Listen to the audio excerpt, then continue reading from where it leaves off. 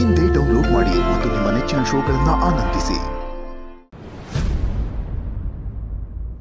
ಶ್ರೀಮಠದ ವಾತಾವರಣ ಈಗ ಹೇಗಿದೆ ವೆಂಕಟನಾಥ?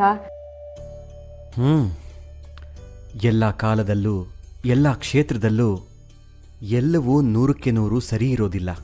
ಚಂದ್ರನ ಮೇಲೆ ಕಲೆಗಳಿಲ್ವೇ? ಅದು ನಿಜಾನೇ. ಮನುಷ್ಯರಿರೋ ಜಾಗದಲ್ಲಿ ಮಾಲಿನ್ಯ ಇರಲೇಬೇಕಲ್ವೇ?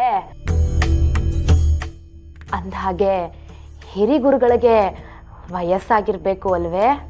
ಹೌದು ಅತ್ತೆ, ಈಗ ಅವರು ಹೆಚ್ಚಾಗಿ ಮಾತಾಡೋದಿಲ್ಲ. ಚಿಕ್ಕ ಗುರುಗಳಿಗೆ ಆಡಳಿತಕ್ಕಿಂತ ಅಧ್ಯಾತ್ಮದ ಬಗ್ಗೆ ಒಲವು ಜಾಸ್ತಿ. ಹಾಗಾಗಿ ಆಡಳಿತಗಾರರಿಗೆ ಹಬ್ಬ.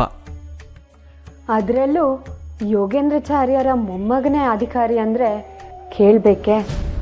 ನೋಡು ವೆಂಕಟನಾಥ, ಅವ್ರ ತಾತ ನಿಮ್ಮ ತಾತನ್ನ, ಅವರಪ್ಪ ನಿಮ್ಮಪ್ಪನ ಕಾಡಿದ್ದು ನೋಡಿದ್ದಾಗಿದೆ. ನೀನು ಮಾತ್ರ ಅವನು ಸಾಬ್ರಿಗೆ ಹೋಗ್ಬೇಡಪ್ಪ.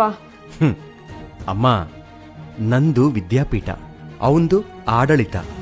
ನಂದು ಅಕ್ಷರ, ಅವಂದು ವ್ಯವಹಾರ. ಒಂದಕ್ಕೊಂದು ಸಂಬಂಧ ಇಲ್ಲ. ನನಗೂ ಅವನಿಗೂ ಯಾವ ತಕರಾರು ಇಲ್ಲ. ಸದ್ಯ ಅಷ್ಟಾದ್ರೆ ಸಾಕು. ಹಾ ಅಮ್ಮ, ಮೊನ್ನೆ ಒಂದು ಮನ ಕಲ್ಕೋ ಘಟನೆ ನಡೀತು. ಮಠದ ಹೊರಗೆ ವಿಶ್ರಾಂತಿಗೆಂದು ಅಡ್ಡಾಡ್ಕೊಂಡು ಬಂದಾಗ ಬೇರೆ ವರ್ಗದ ಹುಡುಗರು ಎಷ್ಟು ಸೊಗಸಾಗಿ ಶ್ಲೋಕಗಳನ್ನು ಹೇಳ್ತಿದ್ರು ಗೊತ್ತಾ? ಏನೋ ಬೇರೆ ವರ್ಗದವರ ಬಾಯಲ್ಲಿ ಶ್ಲೋಕವೇ? ಹೌದು ಅತ್ತೆ. ನಾನು ಮಠದ ವಿದ್ಯಾರ್ಥಿಗಳಿಗೆ ಶ್ಲೋಕ ಹೇಳ್ಕೊಡ್ತಿದ್ದೆ. ಅವರು ಹೊರಗಿಂದಲೇ ಕೇಳಿಸ್ಕೊಂಡು ಕಲ್ತು ಬಿಟ್ಟಿದ್ರು. ಯಥಾವತ್ತಾಗಿ ಹೇಳ್ತಿದ್ರು ಅಂತೀನಿ. ಓ, ಆಧುನಿಕ ಏಕಲವ್ಯರು. ದಕ್ಷಿಣೆಗೆ ನಾಲ್ಗೆ ಕೇಳಬೇಕಾಗಿತ್ತು. ಕೇಳ್ದೆ ಅತ್ಗೆ. ಏನಂತ? ಅಕ್ಷರ ಕಲಿಸ್ಕೊಡ್ತೀನಿ, ವಿದ್ಯಾಪೀಠಕ್ಕೆ ಬರ್ತೀರಾ ಅಂತ. ಬೇಡ ವೆಂಕಟನಾಥ, ನಿನಗೆ ಯಾಕೆ ಬೇಡ್ದಿರೋ ಸಾಬ್ರಿ?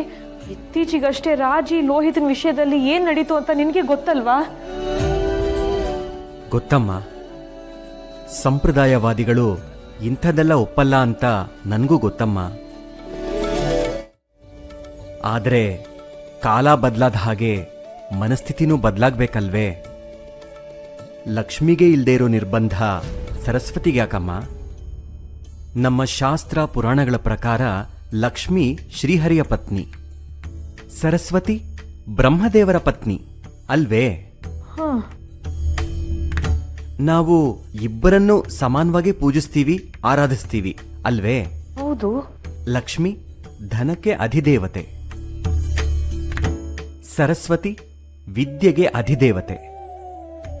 ಜಾತಿ, ಧರ್ಮ, ಉತ್ತಮ ಅಧಮ ಅನ್ನೋ ತಾರತಮ್ಯ ಇಲ್ಲದೆ ಲಕ್ಷ್ಮಿ ಎಲ್ಲರ ಮನೆಯಲ್ಲೂ ನೆಲೆಸಿದ್ದಾಳೆ.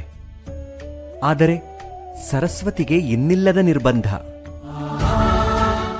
ಇಂಥವರೇ ಅಕ್ಷರವನ್ನು ಕಲಿಬೇಕು, ಇಂಥವರು ಕಲಿಬಾರ್ದು, ಇವರೊಂದು ವರ್ಗ ಅವರೊಂದು ವರ್ಗ, ಇಂಥ ತಾರತಮ್ಯ ತಪ್ಪಲ್ವಾ ಅಮ್ಮ?